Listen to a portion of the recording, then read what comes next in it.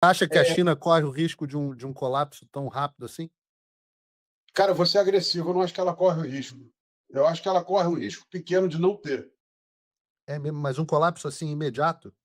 Já está acontecendo, já está acontecendo. É que hoje, um brasileiro aqui, imprensa, Você sabe que acabou de ter uma comitiva gigantesca de influenciadores brasileiros que foi e eles têm feito isso com frequência, né, de que foram para a China e voltaram falando da China. Até tive uma treta, com um cara que eu adoro, que é o Richard Rasmussen.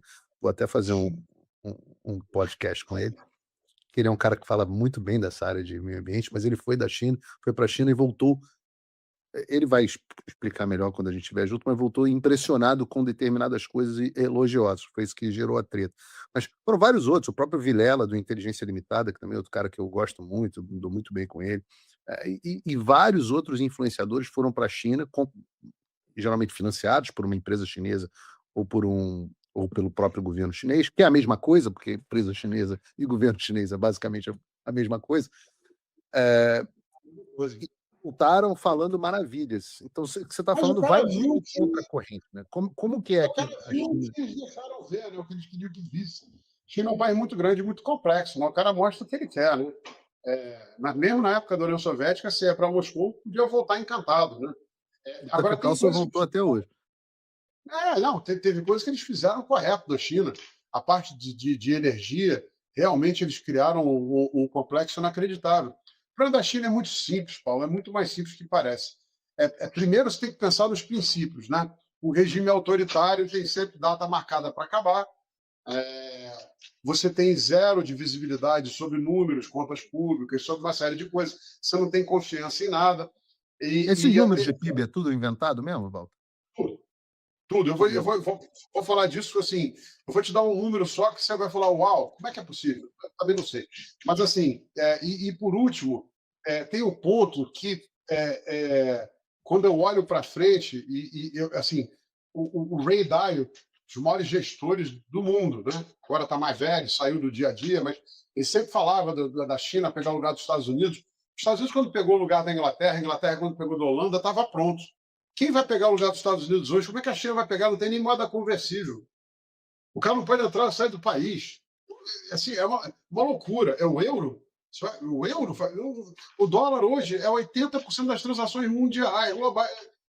Assim, hoje o cara falar mal da China, ele fala: se eu falo mal da China, isso é bom para os Estados Unidos. Se isso é bom para os Estados Unidos, é ruim para o Lula.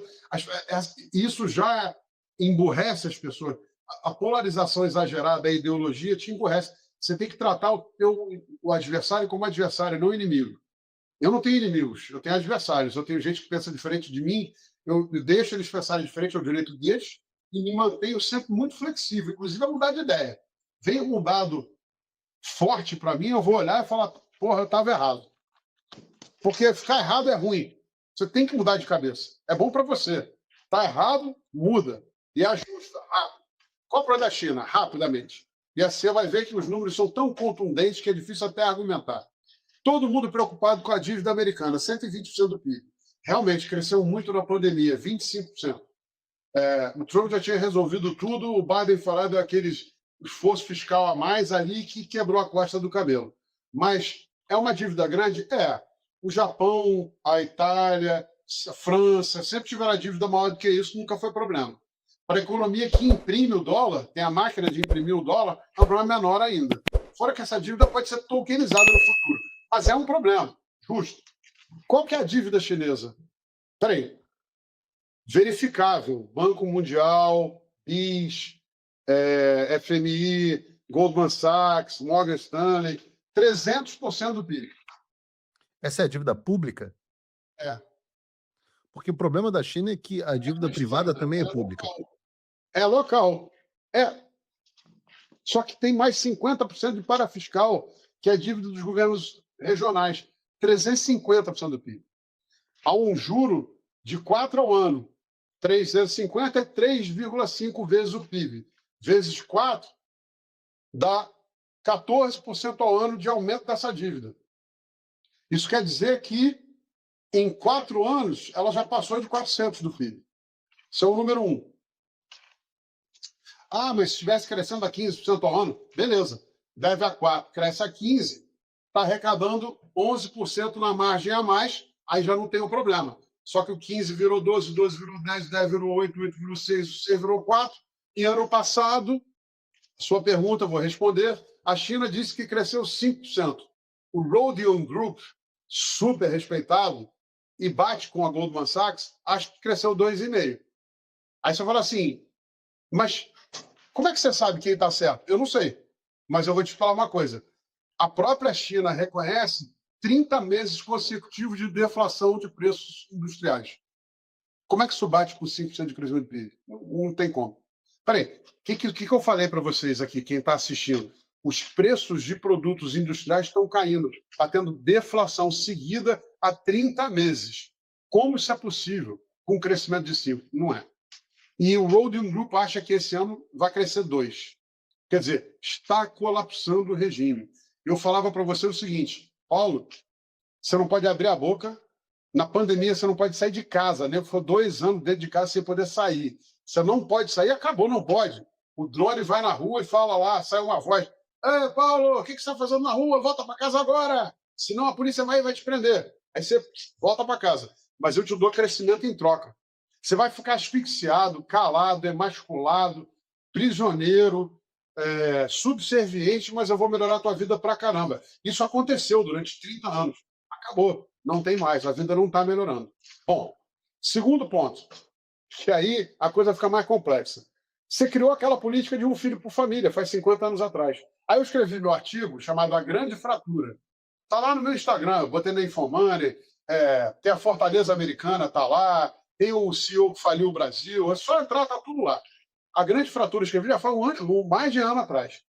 Aí o cara me bota assim, não, mas a China mudou essa política. Eu falei, daí? Isso é cultural, amigo. 50 anos.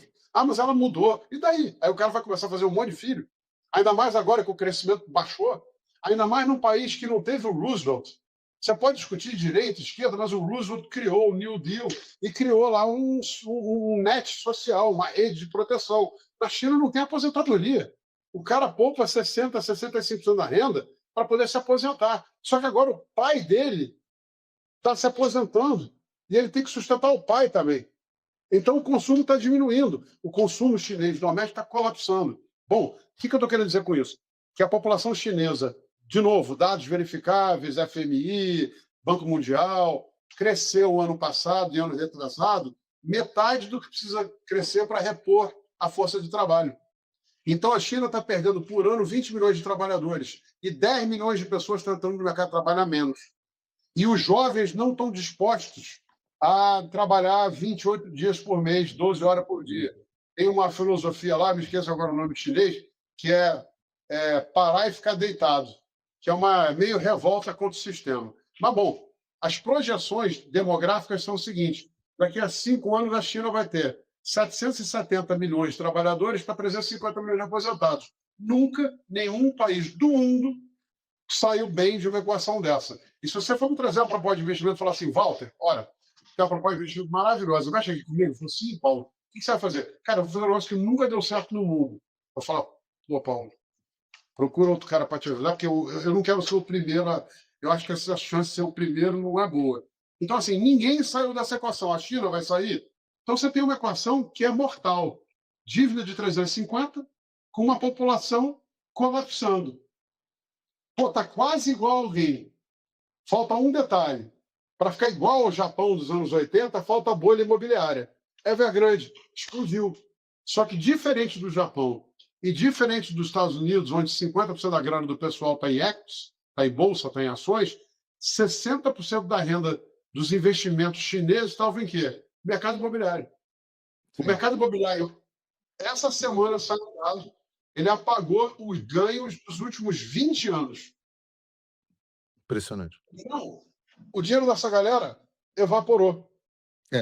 O chinês poupa quase tudo dele através de imóvel, porque era um investimento que teve rentabilidade durante 30 anos garantida e era uma forma dele ter alguma coisa tangível, que na verdade não era dele, mas ele acha, pelo menos era mais tangível do que as outras coisas.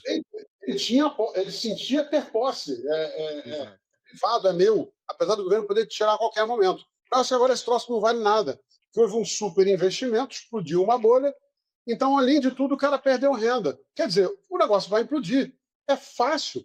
É A mais B. Assim, você não precisa fazer equações matemáticas complexas. É só. Não precisa jogar xadrez, é jogar dama. Qual é a próxima rodada? Uma crise financeira, uma crise fiscal. A China vai colapsar, vai acabar? Não vai. Ela vai entrar com o Japão. O Japão, 40 anos atrás, era a grande ameaça aos Estados Unidos. Vai tomar conta do mundo. Há 40 anos o Japão não cresce e está em deflação. É o que vai acontecer com a China. Só que tem uma mudança. No Japão, 26 primeiros-ministros foram trocados pelo voto. Um se matou e um foi assassinado. Um horror. A China não tem essa válvula de escape. E aí você tem um presidente que virou vitalício, se autodeclarou vitalício, teve um golpe dentro do partido que já era autoritário. E o cara falou, para o ex-presidente lá, o Juntal tentou chegar perto a morte de 2 ministros da Defesa. E você leva na conferência que o Juntal tentou sentar do lado dele, os seguranças pegaram o ex-presidente, botaram lá do outro lado, foi um sinal de assim, é tipo Napoleão, né? Come alto coroando, tipo assim, eu não preciso de você, o poder é meu. E vai ficar até o dia que eu morrer. Aí, nos últimos 3 anos, ele expurgou 49 generais. O cara que fez o expurgo era o braço direito do pai dele, colega de armas, e amigo dele de infância, o general Chuang. E agora ele exonerou o cara e disse que o cara é corrupto, está vendendo segredo para os Estados Unidos. O sistema está quebrando por dentro. Gente, não é torcida, é análise. Então é o seguinte, essa disputa geopolítica vai ficar muito claro rapidamente. Nos próximos 5 anos, o teu neto vai ver os Estados Unidos, o mundo assim, qual é a mensagem que eu estou passando? O mundo voltou a ser, o que na verdade sempre foi, unipolar. Nos últimos 30 anos, os Estados Unidos gastaram mais orçamento militar dos 10 maiores orçamentos que os outros 9 juntos. Isso está provado nessa guerra com o Irã muito facilmente. A China vai com a Taiwan depois dessa? Não vai. Não vai. A última vez, quem joga, joga. Aqui já se dizia, né? Treino é treino, jogo é jogo. A China não joga o jogo há 200 anos. A última vez foi na Guerra do Ópio. O americano, desde 1776, nunca ficou 15 anos sem estar num conflito externo. O cara está lá jogando o tempo todo. Não tem muita conversa. Então, acho que essa história geopolítica, e aí ela traz um recado para o Brasil. O Brasil deveria claramente se aliar a alguém e brigar com o trem? Não. O Brasil deveria se dar bem com todo mundo. Mas o Brasil deveria ter alianças inteligentes. O Modi, da Índia, foi inteligentíssimo. Ele foi o primeiro a pular fora dessa história do BRICS, de querer enfraquecer o dólar, e fez um acordo bilateral com os Estados Unidos, porque sabe que vai ter uma transferência de produção de manufatura e de capitais gigantes da China para outros países. Ele quer se beneficiar. Cadê o Brasil? Está aqui, é vizinho, está na América, tem tudo. São as únicas 2 nações continentais com população que fala uma única língua, sem guerra religiosa. Quer dizer, a gente tinha tudo para ser o parceiraço dos Estados Unidos. Então, a gente não só não foi isento de não ficar inimigo de ninguém, como a gente resolveu brigar com o cara errado. Além disso, e assim, brigar para quê? Que benefício você recebeu? A China veio aqui e fez o quê? Construiu fábricas? O que a China fez no Brasil? Industrializou o Brasil? A gente não ganhou nada. A gente não ganhou nada. A gente foi serviçal, burro, manipulado, usado, e aí vai lá e ainda na conferência dos BRICS é quem mais fala contra o dólar. Para quê? Para levar porrada? Não faz sentido. Tem que lembrar de Oswaldo Aranha, né? De um Brasil que inaugurou a primeira sessão da ONU, um Brasil que foi um dos grandes entusiastas da criação do Estado de Israel, um Brasil que era amigo de todos, o Brasil que era um exemplo de diplomacia. Ou seja, eu não tenho força militar, mas eu tenho força moral. Eu vou usar o meu soft power, eu vou usar a minha influência positiva. Isso sumiu. Isso é de uma burrice gigantesca. Então, assim, para mim, o quadro geopolítico é dado. A Europa é um lugar onde todo mundo vai e quer tomar um sorvete, um café e olhar a vista. O europeu também. Quando não trabalha, ele lá brinca com o seguro-desemprego, trabalha 3 meses, aí pula fora, tira 2 meses de férias, volta de novo, está lá para não vai a lugar nenhum. A China ficou ininvestível. A Rússia... O Brasil só está recebendo esse investimento todo por WO. O México, apesar de ser fronteira com os Estados Unidos e ser um lugar óbvio para fazer fábricas, é um narco-estado.